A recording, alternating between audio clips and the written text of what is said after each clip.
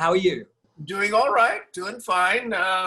This is not much of a life change for me since I'm always here, except that a substantial portion of our income used to come from my flying around the world giving speeches, and now I wind up giving them for free.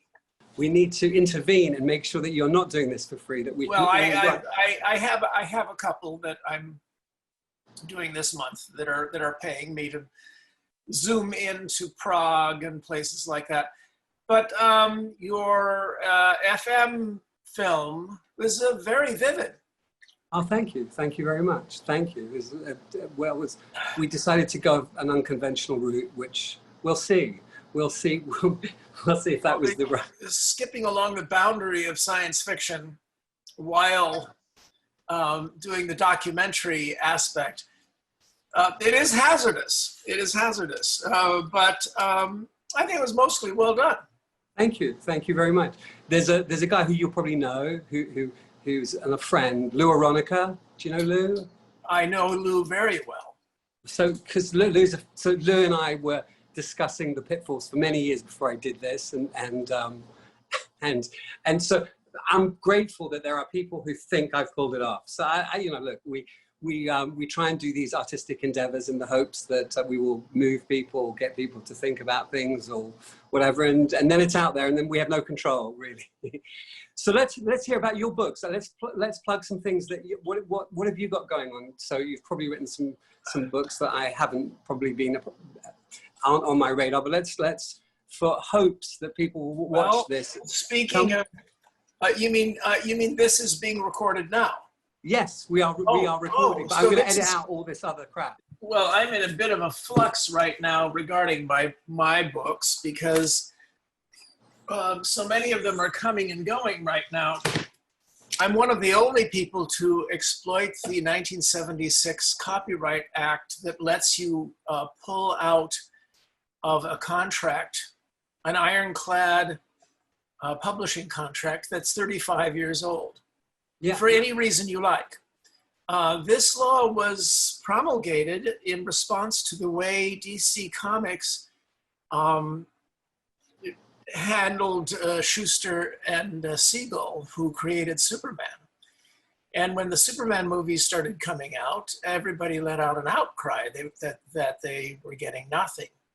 So a bill was passed that said after 35 years, you can get your rights back no matter what. Well, the lawyers at Bantam Penguin had never seen anybody who had multiple books still selling, making money under the original contracts 35 years later.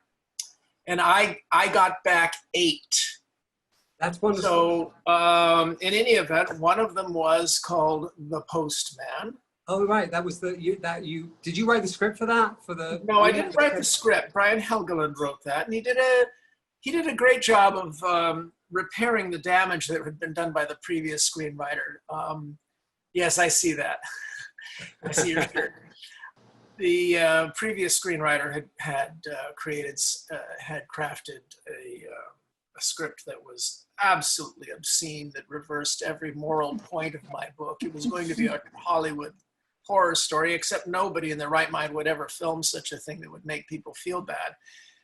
Helgeland, working for Costner, said, there's actually a pretty good book by that name. So some scenes from the book wound up being sort of in the movie, and I got to give Costner this. He is a fantastic cinematographer.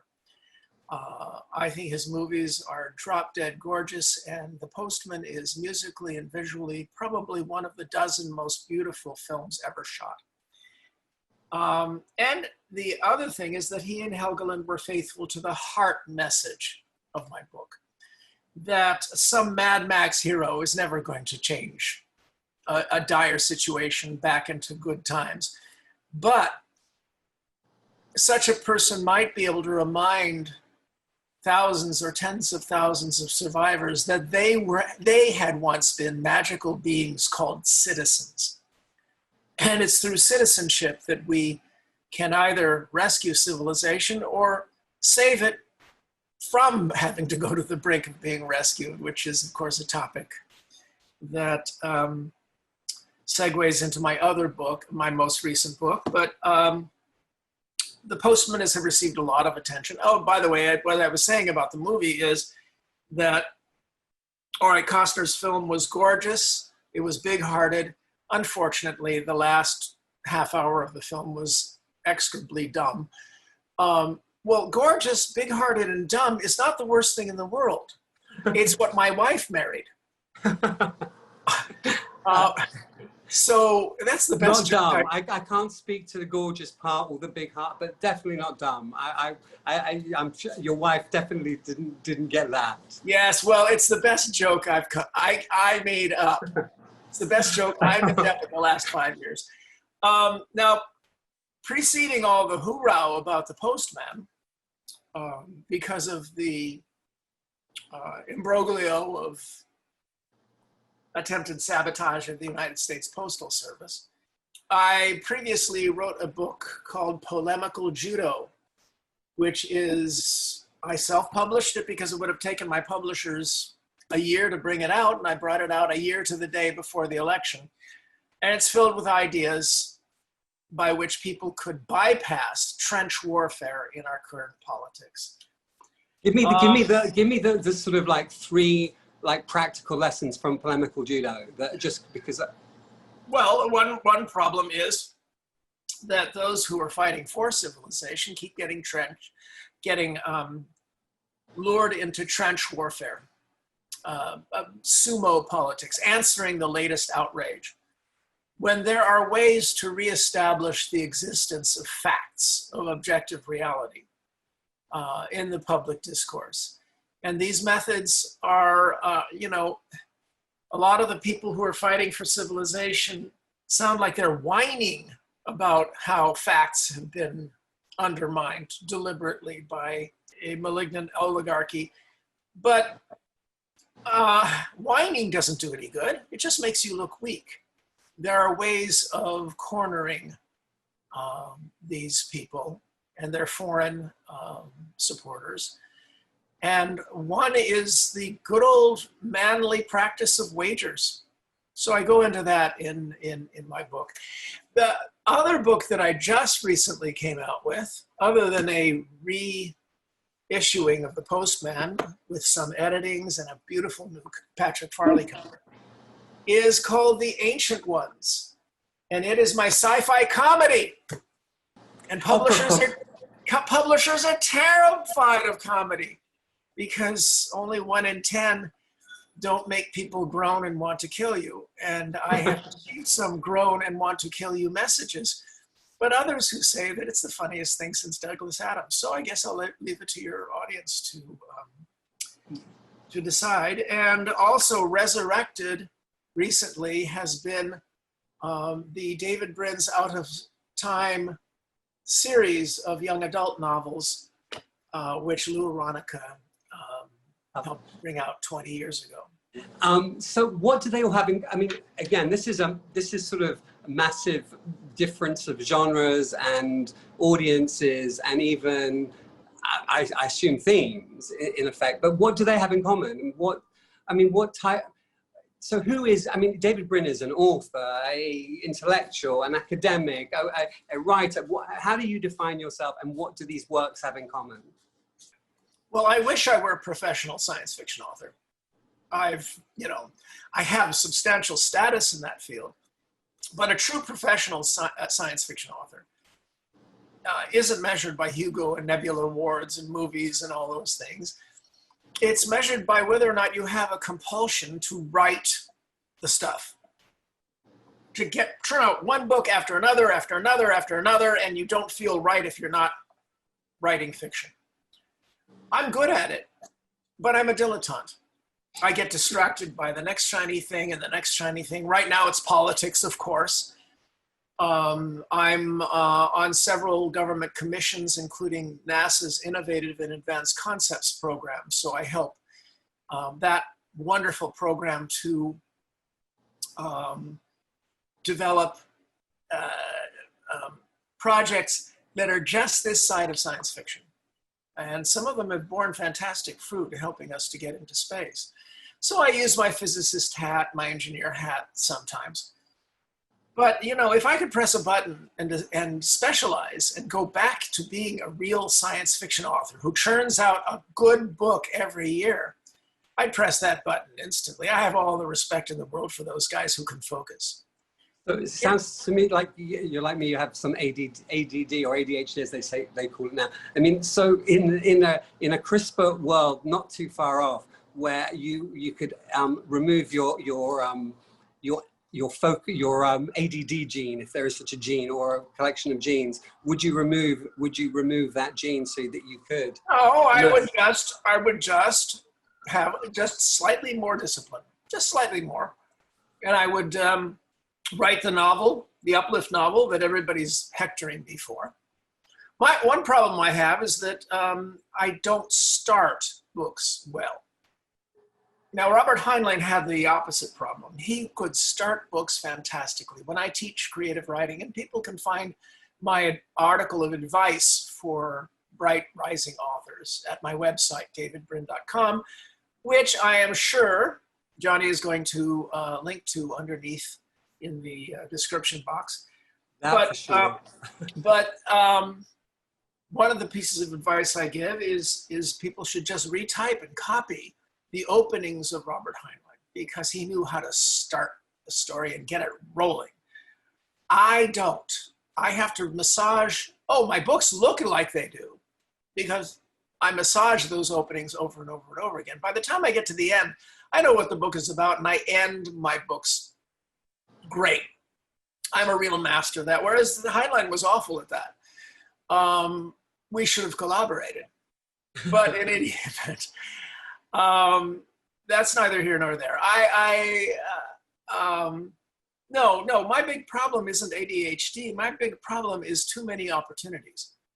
Well, I mean, I am invited to participate in too many things: patents, company startups, government secret agencies, and it is a good sign that there's a couple of dozen of us science fiction authors who are regularly consulted by some of these alphabet agencies, because they're deeply concerned civil servants. They're really, really worried about the future, and they don't want to make assumptions. So they bring in science fiction authors.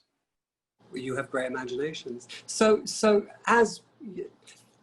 Because I'm sure you have a lot of thoughts about this. I mean, transhumanism as a sort of branch, both an academic branch, but also now more than just an academic or philosophical branch of the future. I mean, where do you stand in terms of the transhumanists? You know, and obviously now it's all very fractured, or at least there's different branches. But fundamentally, what's your viewpoint on this? Well, I've been speaking at transhumanist events since the very beginning, back when they were extropians.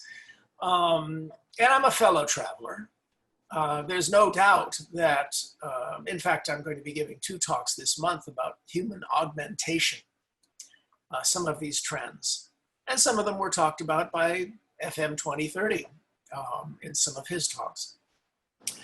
But you have to know that my blog is called Contrary Brin.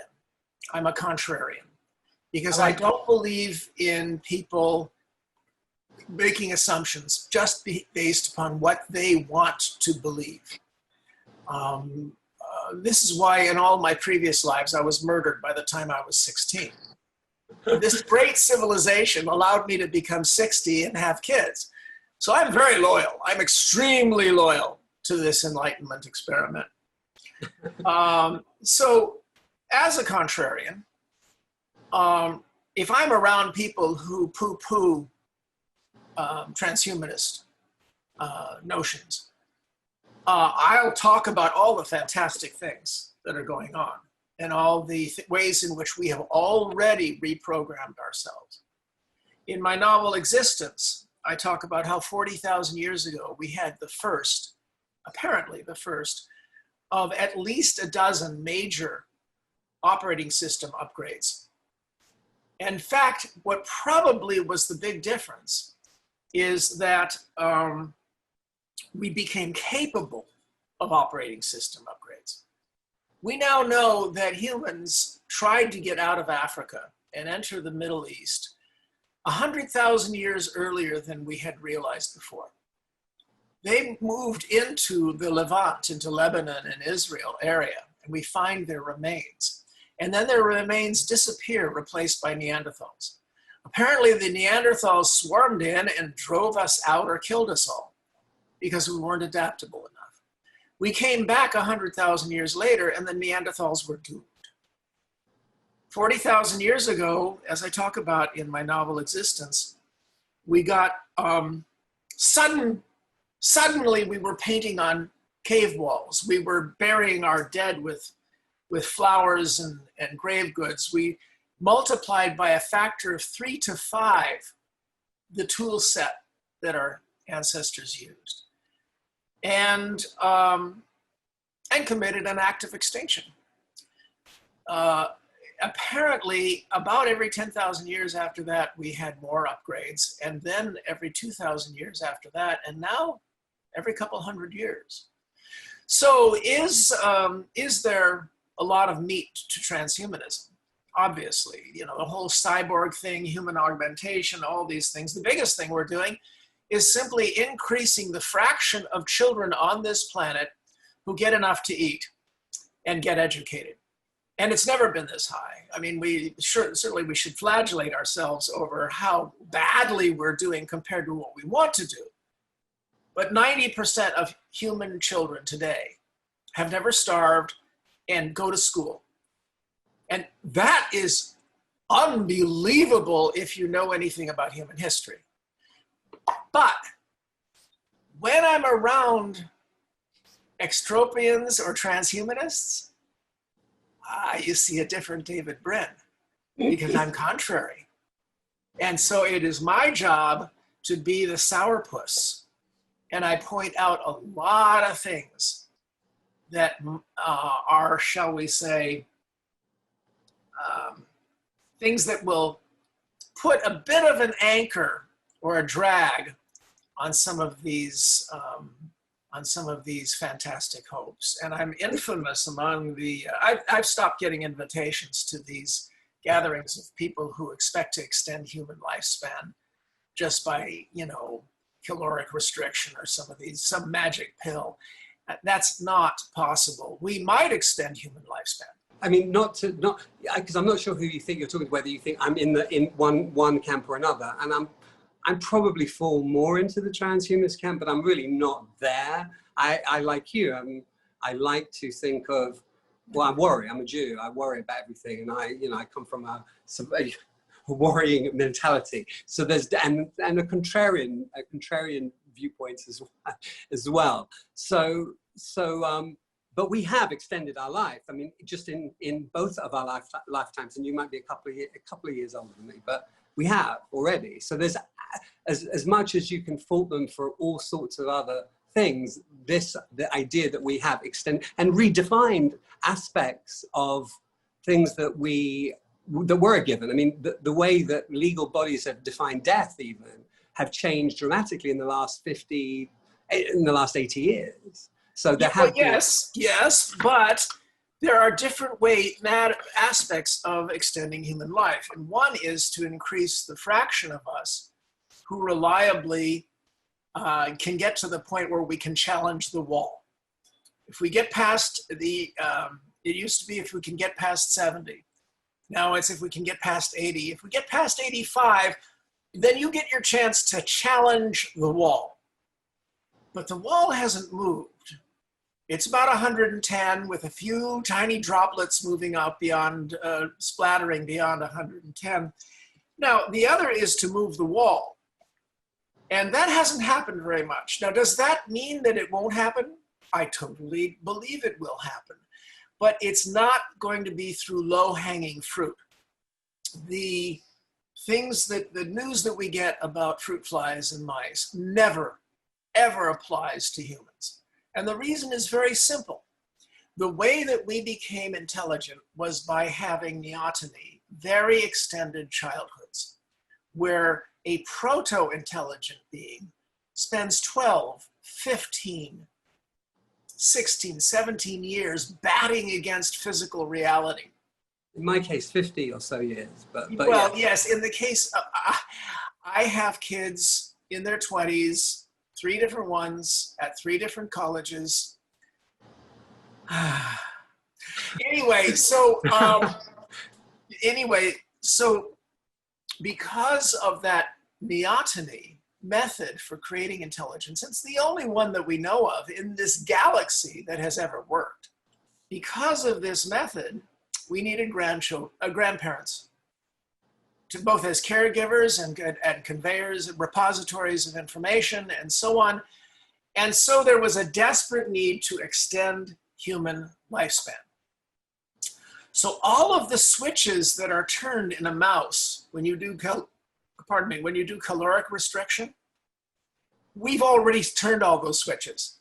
We have already turned all the knobs up to 11 in the trade-offs in nature of extended lifespan, and we're the Methuselahs of mammals.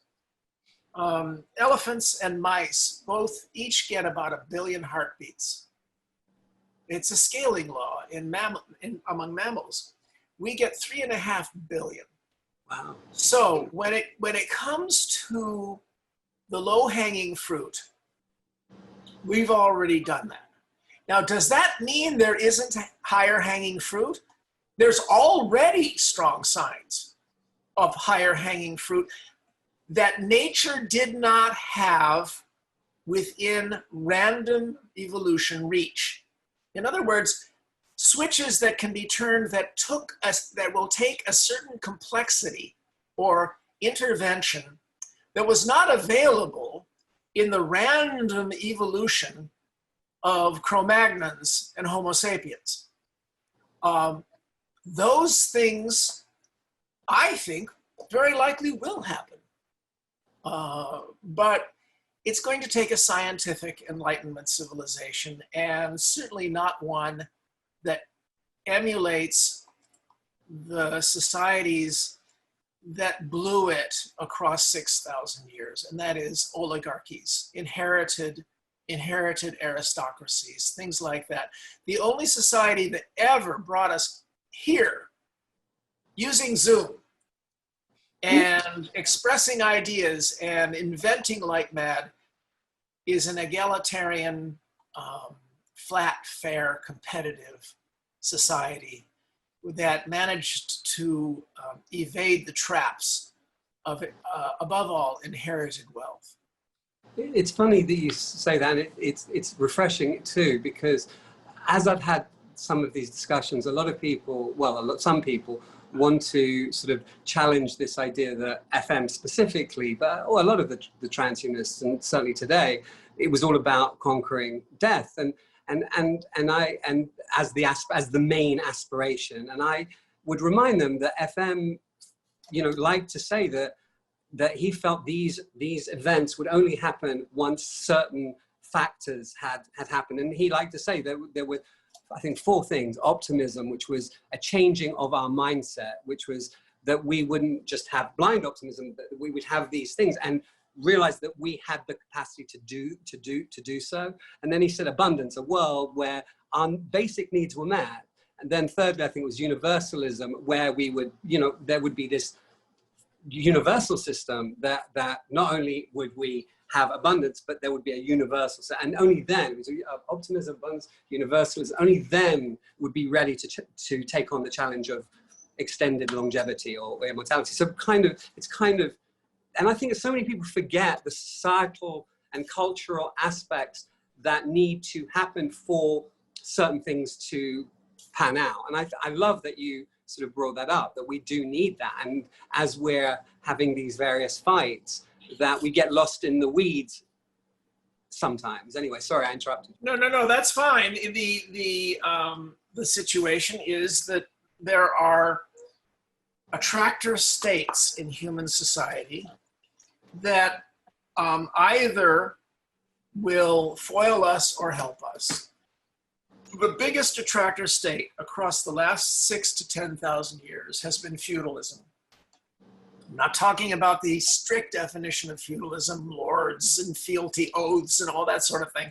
I'm talking about the generic thing that it represents, which is a pyramidal society in which gangs of male thugs pick up metal implements and take other men's women and wheat, and make sure, above all, that their sons will inherit other people's sons and daughters.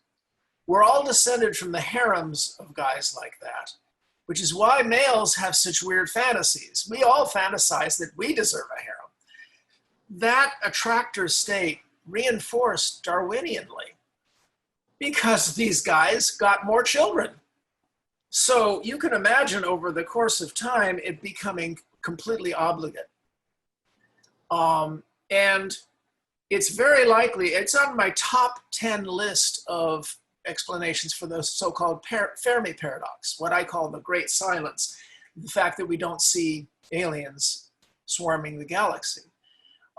I think our type of intelligence is rare, but I also think that the attractor state of feudalism or inheritance-based oligarchy is one that governs very badly. You get this horrible, horrible story called human history, filled with horrible errors because criticism, which is the error correction process, was squelched by these lords and kings and priests. The history is rife with them just crushing anybody who would criticize them because that might lose them their harem. Yeah. So this has been a calamity, and Periclean Athens briefly dazzled the known world then by escaping from it briefly.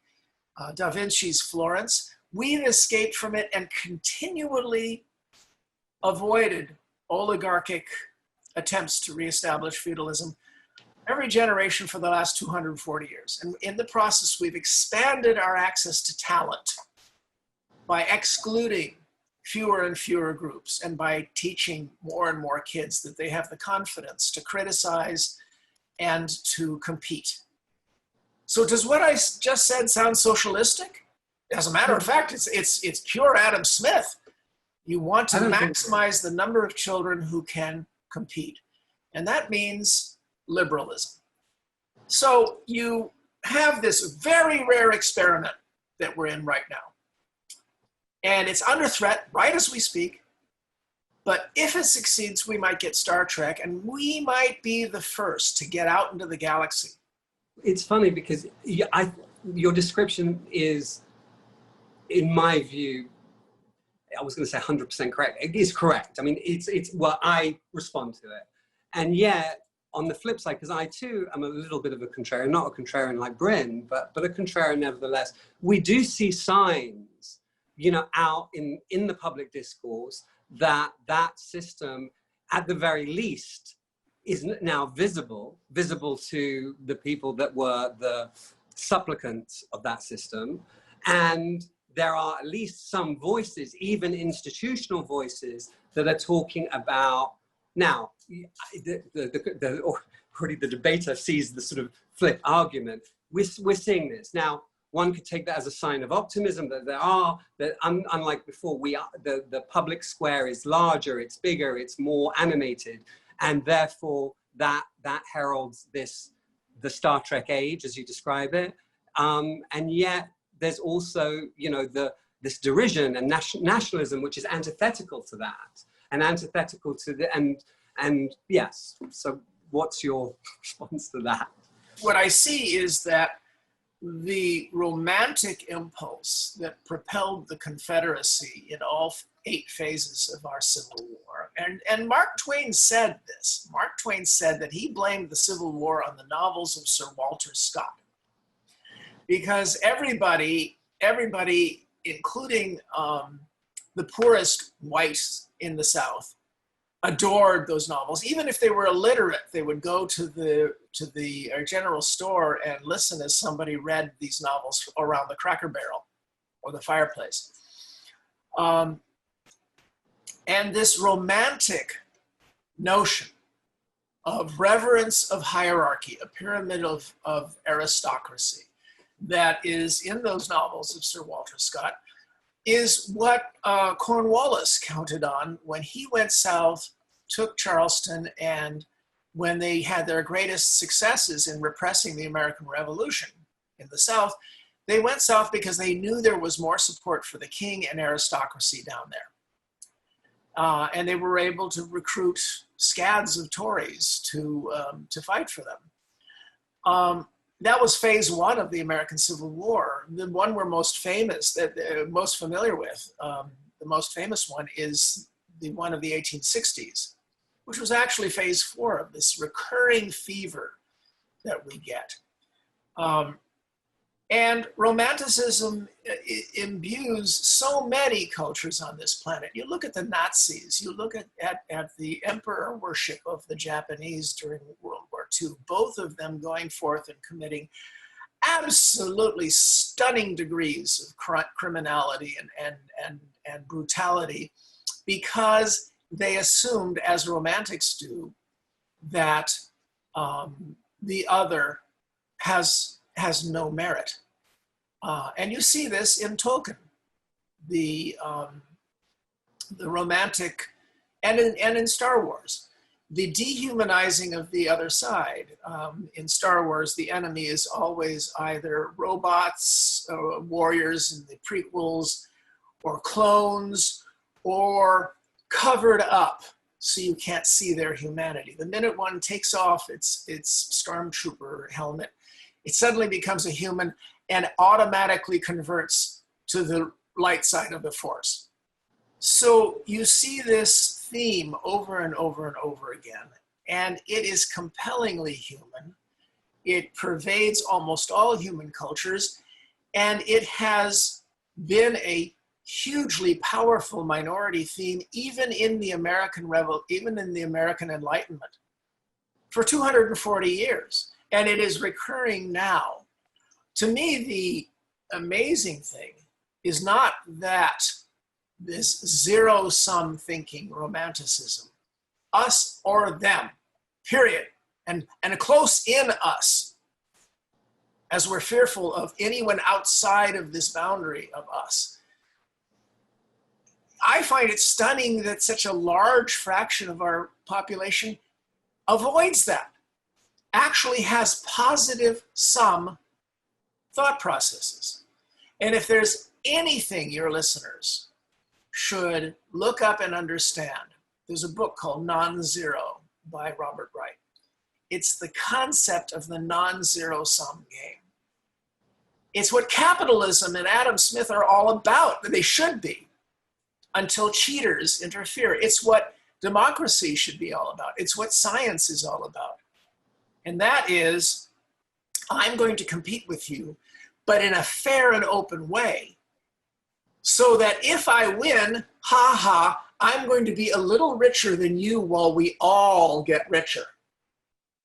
The simplistic notion being a rising tide lifts all boats.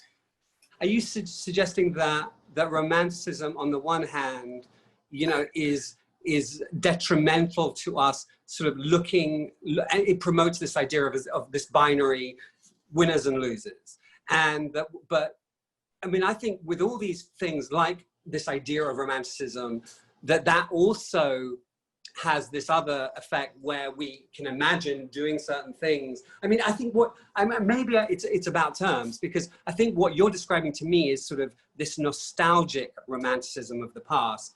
And that, I feel like, whereas romantic notions of the power of humanity are different. I mean, that's how I interpret it. Is it semantics? You're looking at somebody who is a romantic. I utilize romantic ways of thinking. In writing science fiction, I have the feeling pervading my body when I am telling a story, the feeling of the storyteller around the campfire. That's why the most powerful stories are novella length, because that's the length that a tribal storyteller would have told around the campfire. That's what Poul Anderson, the greatest storyteller I ever knew, that romanticism belongs to the night. It's when the shadows are near, when the firelight is flickering and shadows appear in the forest nearby. What a wonderful, wonderful feeling you get. The notion of us versus them is powerful. I love Tolkien.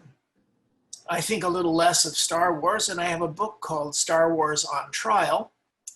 And by the way, he gets equal time because one of his novelizers was the defense attorney. It's one of the funnest books I was ever involved in.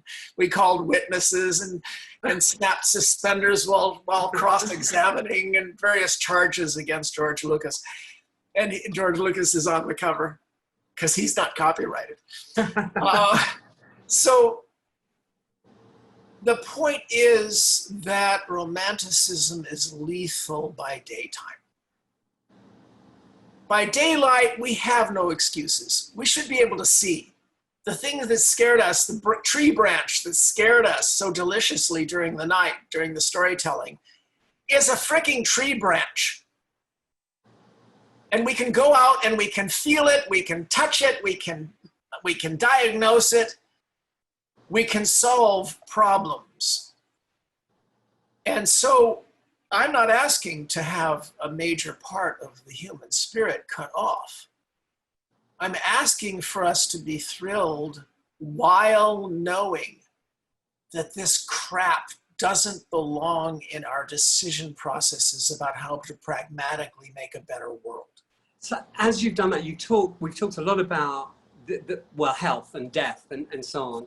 And I know, well, I don't know it very much, but there are other massive challenges to us creating a better place. What if you had to sort of name the sort of challenges that we face, what are they? And what is, if technology, because I know you're a contrarian now, is not the panacea to solving our human problems, like with these challenges, like what is some of the solutions? The technology is the answer.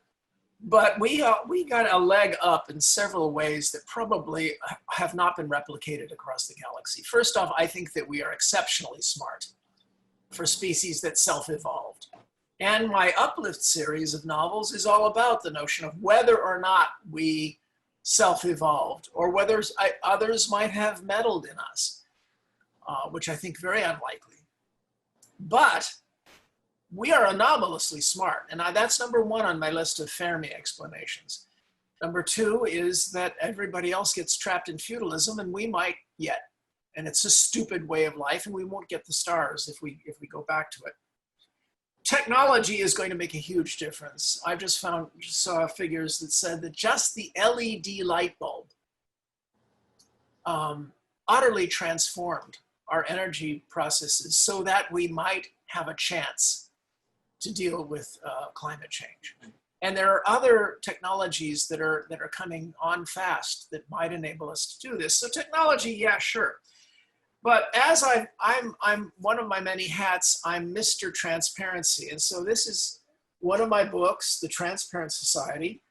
It's made me, Mr. Transparency out there. I give a lot of speeches about it and talk about it. And people wrongly say that I'm against privacy, when in fact, I believe that the only way we will ever have privacy is the way we already got it.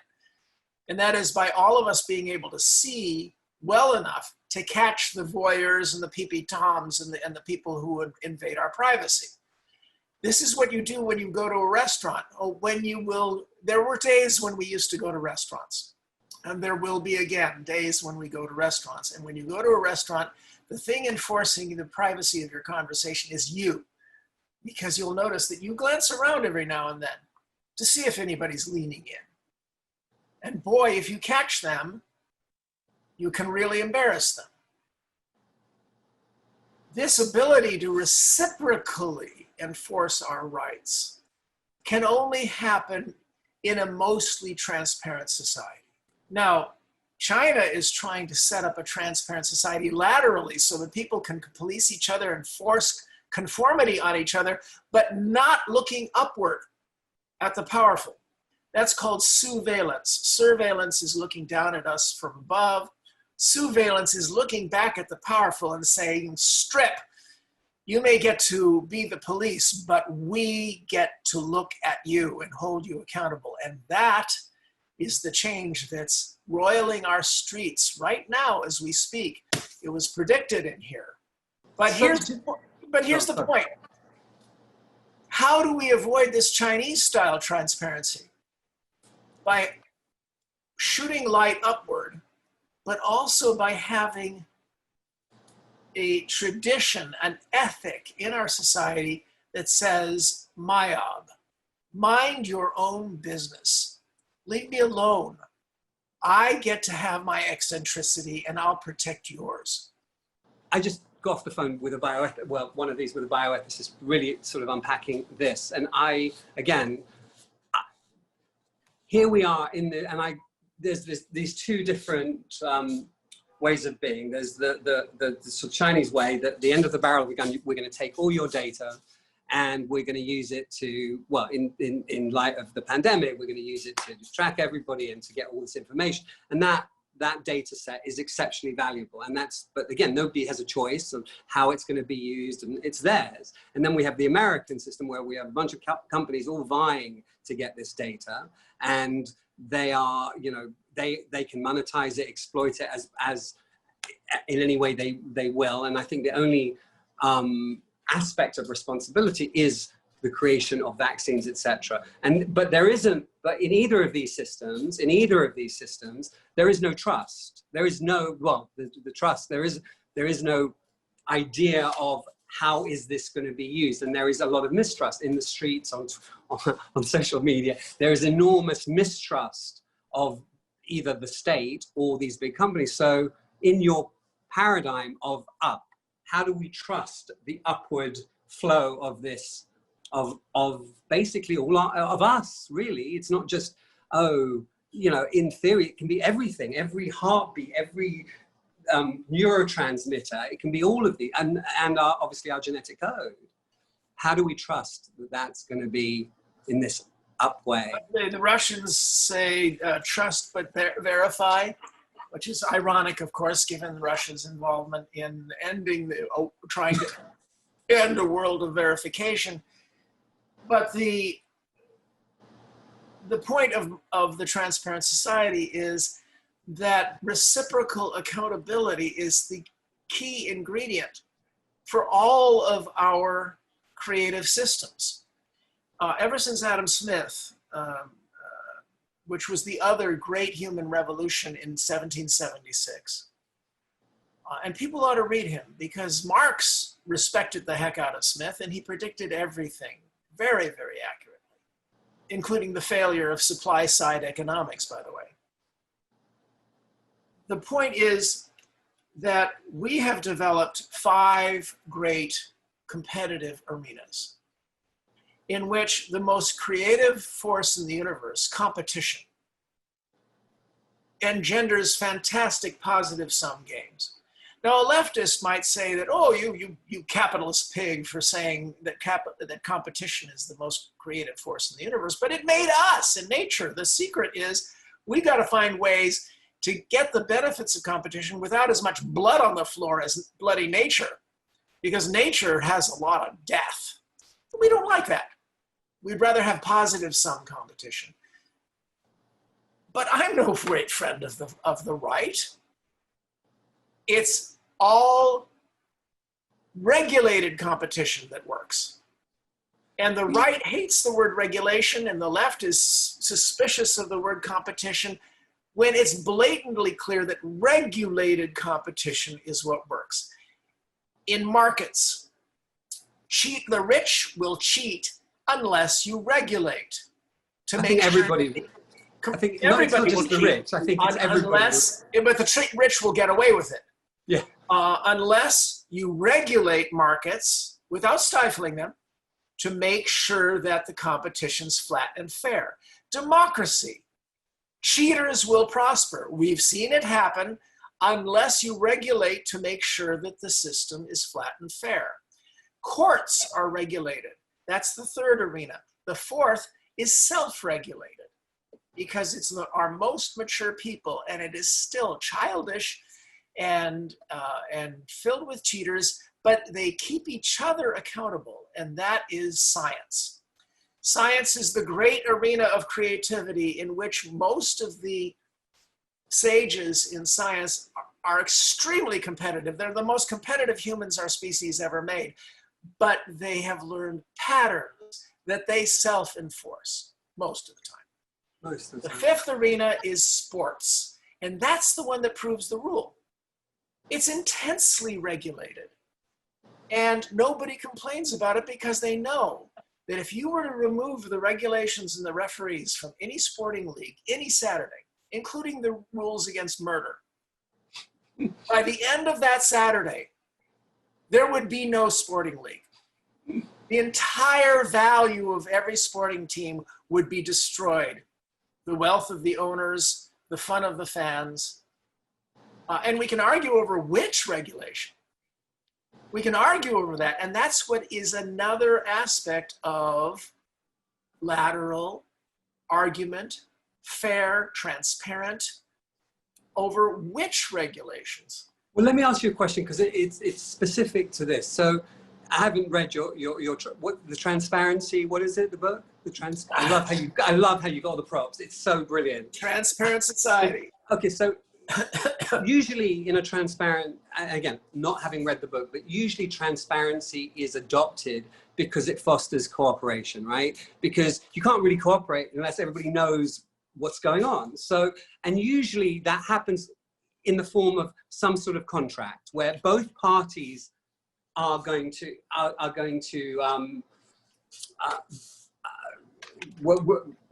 rise up. I'm forgetting the terminology. Benefit. Where both parties are benefit. There is a transactional quality for that transparency to work. So as you describe, as you were describing, what is the contract or the transactional aspect that's going to allow us to behave in the way that you describe? Because there needs to be some sort of contract, right? Well, there are two words that are often considered to be opposites. But if you ever watched The Lion King, you realize that they are actually partners, and that is cooperation and competition. We cooperate in creating a system called politics, within which parties compete but also negotiate about the rules for politics and the rules for our marketplace and how to enforce them, and the rules for our court systems. The act of competing with each other within regulations that create a maximum beneficial output of our political competition is the core essence of cooperative society. If you look at nature, every level of nature involves competition that then from the next level looks like a cooperative process. In my novel Earth, I talk about how a fetus within the womb starts out with a skull and proto-neurons. And certain secretion sites are the only things that were set up by your genes and the rules by which they respond to those secretions within the proto-neurons. The proto-neurons compete with each other ferociously. They don't kill each other much, but if one neuron wins to become a neuron, the surrounding cells have to become glial or astrocyte support cells. Very important, but they have lost that competition. Now, in the result of all of this interaction, this competitive interaction, you get emergent qualities that are cooperative. The most cooperative thing ever designed. The same happens in ecosystems. In ecosystems, the lion competes with the gazelle over the gazelle's meat. But the circle of life looks very cooperative from the higher level looking at it. The same is true of a society, of a nation. It involves many, many competitions, but if the cooperative aspects of the design of the society and the political processes function with goodwill, then you can create systems in which you get positive sums that come out of each competitive struggle. As long as you know polemical judo, then those competitions can like pan out. And the problem is that for the last 20 years, politics in America has been deliberately propagandized to be a bad thing. And the result has been that except for 2 years, the last 25 years have seen an utter lockjaw, tetanus freezing of political processes at the federal level in the United States of America. Not in all states, but the federal level has only had 2 years in the last 25 in which politics was allowed to function at all. It's been the least productive Congresses that we've had in our lifetimes, and probably in the last century. I mean, to me, that's really interesting because on the one hand, we've got all of these rising tides, if you like, the ones that you pointed to, which is mortality rates and poverty rates and so on for children. I think that was the one that you started with. And yet we have, and again, it seems that way to me, but again, I've lived in the United States now for 30 years. And so and it feels like, is this something new? But it does seem like that way. And yet, we are making various top line progress. I don't think this is a contradiction at all. I think that there are rich people who believe in our Enlightenment experiment, mostly creators of technology who became rich by working side by side with middle-class engineers. And many of them know that this renaissance has to remain positive sum or all is lost. But there are many of the rich who instinctively feel the call of that harem, and they rationalize that they are superior just because they inherited wealth, or that they lucked into it, or they cheated into it. And they rationalize this also through sycophants. They surround themselves with yes men who flatter them and tell them how wonderful they are. And many of them are buying up whole tracts of mountain ranges in Patagonia and the Ural Mountains and in New Zealand because they have a crazy wish fantasy for the world to end and for them to be great lords on the top of their mountain places. And it's stupid because the middle classes and professional classes of this world all know where all of those hidey holes are. And you don't want to make us mad because we're the ones who know nuclear, cyber, and bio. And we'll find you. So don't do that. Don't tear it down and don't try to reestablish feudalism. Look at Elon and ride upward just a little bit above the rest of us. But having said that, the reason why they have decided to do a full court press right now for an oligarchic putsch and to restart the American Civil War is very clear, and it's actually an optimistic one. They've done their calculations, and I depict this in my novel Existence, and they know that if the Western Enlightenment is allowed to lead the world for just another 25 years, the moral codes and the positive sum games may get locked in forever. And any chance of restoring feudalism and oligarchic rule will be gone. They have to act now. And that's why they are acting now so vigorously, so hard. No, I mean, you're right. I mean, this is all self-preservation. There's a video I'll send you. It was a talk that FM gave about the future of democracy. And in it, there's this great line. He says, no one within the power structures in the White House is knocking down the White House. They're just not. You're entrenched. You've had all this power. You've had all this status, and some of it is dissipating. And yeah, this is fear. This is fear 101, right? Like, we're going to protect our own, the harem.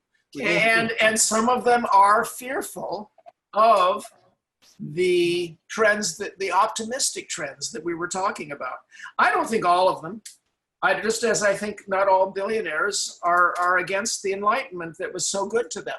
the smartest ones know that they're just going to have to get used to the idea that in the year 2100, and they might still be alive then, there you go, that they'll simply be richer than all the other rich people out there.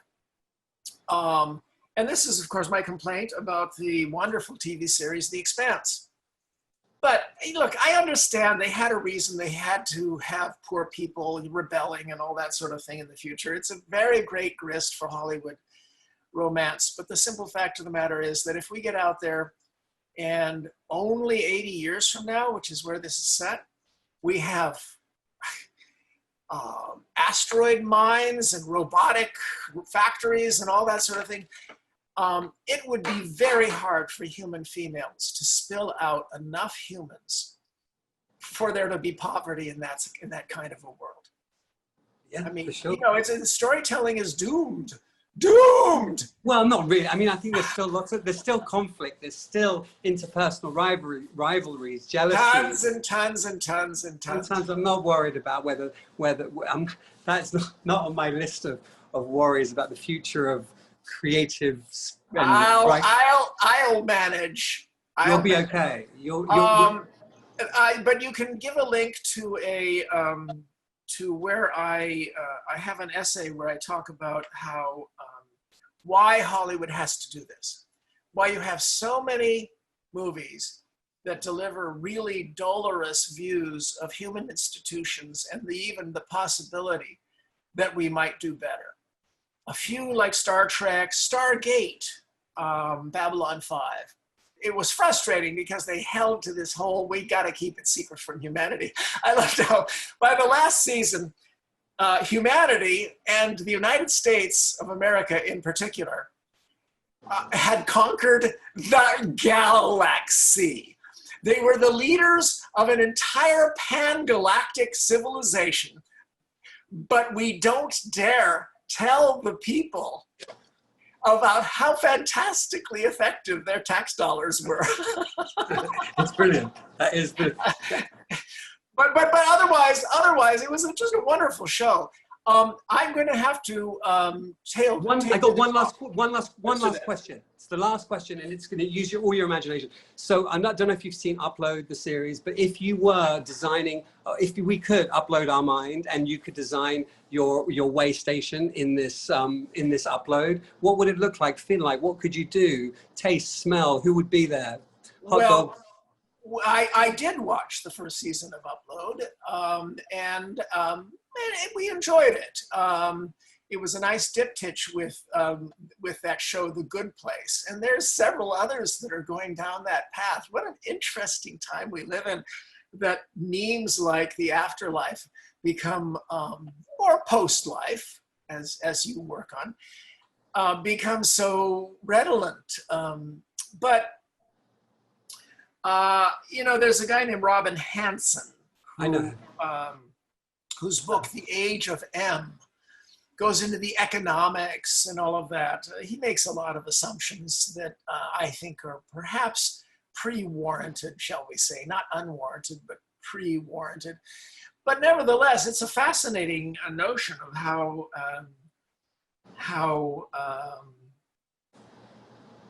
our uploaded or downloaded offspring may wind up vastly outnumbering us. And I have some science fiction stories that you can get at davidbrin.com. One is a post-singularity story. Those are very hard to write, in which we had the soft landing. We are organic humans, but the process that we went through, adding to the fish cerebellum, the reptile cortex, the mammalian cortex, the simian and ape cortex, the prefrontal lobes that let us think about these things, has just continued. And so the character has cortex, which is creative, but a little unreliable, but also house and seer and these other parts of her multi-layered brain that are in the walls of the house. And so it's a depiction of a post-singularity world in which the protagonist still has conflict and worry because he is a bit conservative, and our process of inclusion as we get richer and richer is continuing to levels that are not making him happy. All the dolphins are included. The apes are included. Natural engrams are part of the trade-offs of citizenship. And now there's a movement to give rights to fictional characters. So that would be great for you. So your upload's going to have all your fictional characters. Are you crazy? That sue the hell out of me. Well, no, for what I did to them in my novels. There's no litigation in this upload. You're designing it. There's no litigation. They're just interacting with you, having fun. You can do whatever. You can have a harem. If they have rights, they can sue. Are you kidding? I sympathize with this character. I'm not sure I want my fictional characters to come up and say, okay, boss, why did you do this to me? Well, then they now have free will. Well, Thank you so much. Okay, there you go. There you go. Their free will exists here. That's all it. right, guys. Thank you so much. Thank you. I really appreciate it. Take care. All the best. Sure thing, Johnny.